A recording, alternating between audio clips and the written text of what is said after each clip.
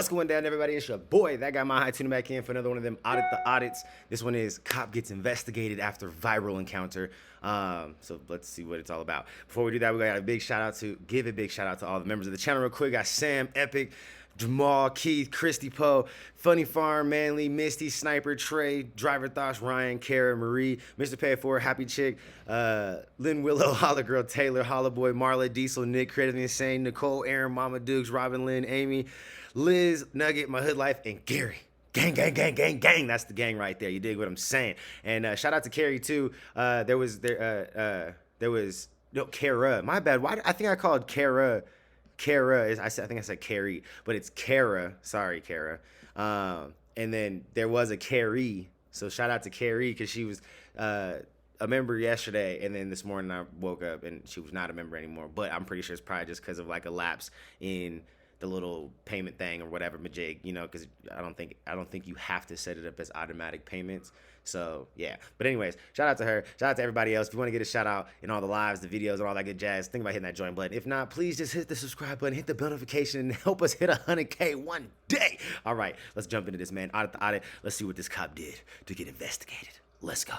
It's gotta be bad, bro.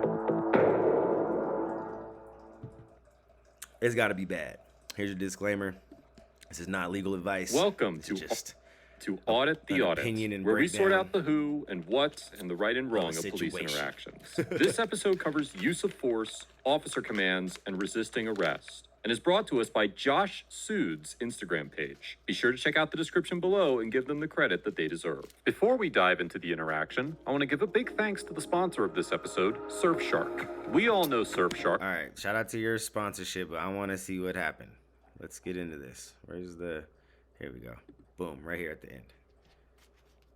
There's y'all's little thing if y'all want to do Surfshark. I don't know if that's still even good because this video I think is actually from a year ago. Nothing to lose. So, click the link in the description to claim your exclusive offer now. Thanks again to Surfshark for sponsoring this episode. Sometime around June 3rd, 2020, California resident Josh Sood was stopped in the Santa Clarita Valley area by Deputy Andy Stowers of the Santa Clarita Sheriff's Station for speeding. Coast, read on my location. So I was pulled over for speeding, and you're threatening to pepper spray me? What? I'm sorry? You pulled me over for speeding, and now you're threatening to pepper spray me because I'm not cooperating. You can write me a speeding ticket, and then you can go on your way. But you're threatening to draft. Departments are free to draft their own policies regarding the use of force by their officers. However, shit. there are some legal limitations that departments must adhere to. There are two major Supreme Court decisions which departments must consider when creating policies regarding the use of force. The 1985 case of Tennessee versus Garner held that under the language of the Fourth Amendment, law enforcement officers may not use deadly force to prevent the escape of a suspect unless the officer has probable cause to believe that the suspect poses a significant threat of death or serious physical injury to the officer or others. Prior to this ruling, many departments had drafted policies that allowed officers to use deadly force against fleeing suspects if there was a risk that they would get away. In the 1989 case of Graham versus Connor, the court held that determining the reasonableness of a seizure requires, quote, a careful balancing of the nature and quality of the intrusion on the individual's Fourth Amendment interests against the countervailing governmental interests at stake. The Graham case effectively applied a reasonableness standard to the use of force and dictated that the totality of circumstances must be considered, and each instance of excessive force should be considered on a case-by-case basis. The court also held that, quote, the reasonableness of a particular use of force must be judged from the perspective of a reasonable officer on the scene, rather than with the 2020 vision of hindsight. Critics of the Graham ruling claim that the framework it created is unjust based on the large number of high-profile acquittals that have used the case as a defense, and that not allowing hindsight knowledge to be considered in a case propagates the potential for racial biases to weigh on the verdict. Nonetheless, the Graham case remains the basis for which all departments craft their policies regarding the use of force, and the Santa Clarita Valley Sheriff's Station is no exception. The Los Angeles County Sheriff's Department's force policy defines unreasonable force as, quote, that force that is unnecessary or excessive given the totality of the circumstances presented to department members involved in using force. Whether or not Deputy Stowers' decision to use pepper spray to extract Mr. Sood from the vehicle is reasonable is debatable, and we will discuss whether Deputy Stowers reasonable. had the authority to order Mr. Sood from the vehicle momentarily. No, how are you acting like this? We're supposed to be on the same side, man. Listen, I don't know you, but I'm telling you that you are going to go to jail right now because you're not cooperating with law enforcement. You are resisting my orders, so you're going to jail.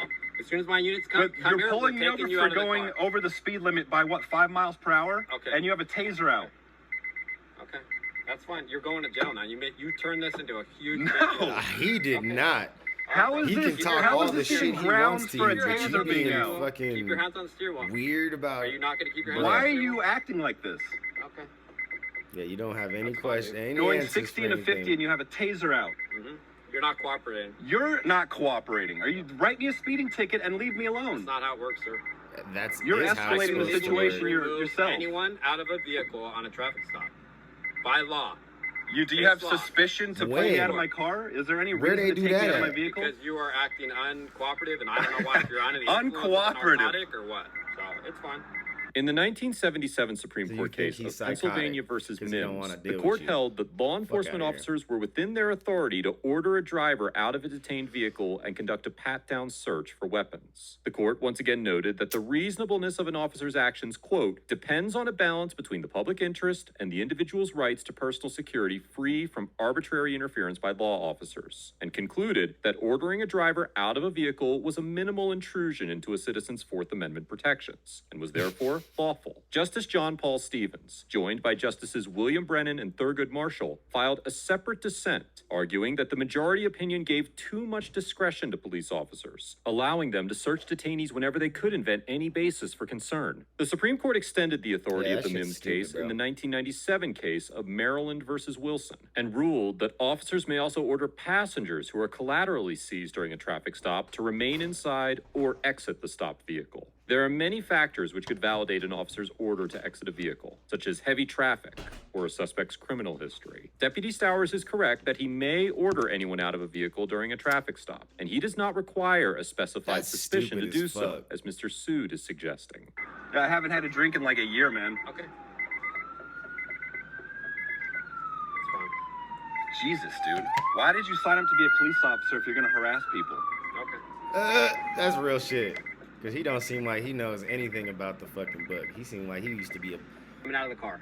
The courts regard resisting arrest as a separate charge or crime in addition to other alleged crimes committed by the arrested What? person. It is I'm possible like so to be confused at charged, what the fuck is tried, going- and like, convicted why on is he this being so charge aggressive alone right without now? any underlying Granted, cause the for dude the could get original out of the decision car, to but- arrest, or even if the original arrest was clearly Fire chief. illegal. However, this was not always the case in the United States. In the 1899 Supreme Court case of Bad Elk versus United States, the court held that an individual had the right to use force to resist an unlawful arrest and was entitled to a jury instruction to that effect. In 1899, a tribal police officer named John Bad Elk shot and killed another tribal police officer who was attempting to arrest Mr. Bad Elk without a warrant on a misdemeanor charge for a crime allegedly committed outside of the presence of the arresting officer. The Supreme Court reversed his conviction, noting that a person had the right to resist an unlawful arrest, and in the case of a death, murder may be reduced to manslaughter. The Supreme What? Court That's held the crazy. arrest to be unlawful due in part to the lack of a valid warrant. wild. Although this case is widely circulated on the internet as a legitimate defense, the Bad Elk case is no longer considered valid case law and has no bearing in the realm of modern jurisprudence. Accordingly, it is never advisable to resist even an unlawful arrest, as it will Facts. likely result in the use of force by the arresting officer. And Facts. And that's why I said, like, this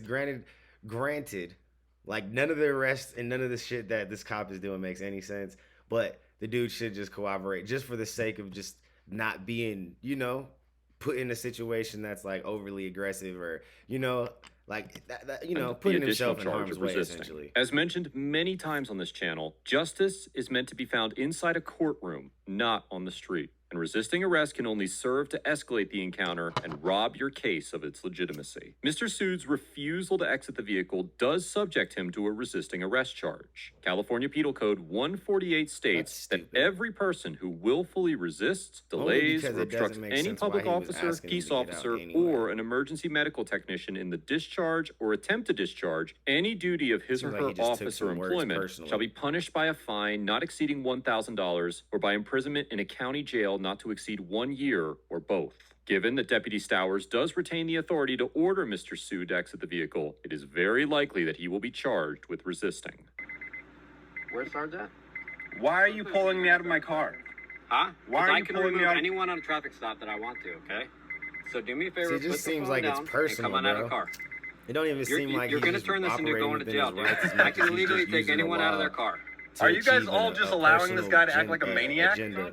In a follow-up video released by Mr. Sood, he states that he eventually complied with the deputy's orders and exited his vehicle. The deputies then placed him into their patrol car while they searched Mr. Sood's vehicle. After finding nothing, the deputies issued Mr. Sood a citation for speeding and allowed him to leave the scene without further incident. Mr. Sood also stated that he never went to court for the speeding ticket, and a few weeks after the encounter, he was contacted by a member of the Misconduct Investigative Branch of the Los Angeles County Police Department, who confirmed that no warrant was issued for Mr. Sood's arrest, and the ticket he received was never entered into the system. In another video Yeah, on Mr. good. Sood's Instagram page, he claims that he received another call from a Santa Clarita Sheriff's Department watchman who said that he had received multiple complaints about Deputy Stowers and was investigating his conduct. But Mr. Sood refused to cooperate with the watchman without seeking legal counsel first. Mr. Sood also said that he has begun the process of filing a formal complaint against all Good. of the deputies involved in the encounter, but it is unclear whether he will take legal action beyond that. Overall, There'll probably Deputy be a little Stowers payout gets or a something. C, because although his actions were within the bounds of his authority, he exercised poor discretion and failed to follow up on the proper procedures for Mr. Sood's speeding ticket. The path of He least knew he resistance was is often fucking an uphill stupid for battle that of members of whole law interaction, enforcement, but bro. officers are expected thought to he have was the gonna get a big patience bust. and professionalism necessary to carry out their duties without escalating the Terrible encounter. officer. He needs to be Deputy retrained. Stowers' approach was unnecessarily hostile and authoritative, and lacked the common decency Facts. that should be afforded to all citizens. If the deputy had Facts. addressed Mr. Sood in a non-confrontational manner and actively worked to de-escalate the situation, perhaps Mr. Sood would have been more compelled to follow his orders.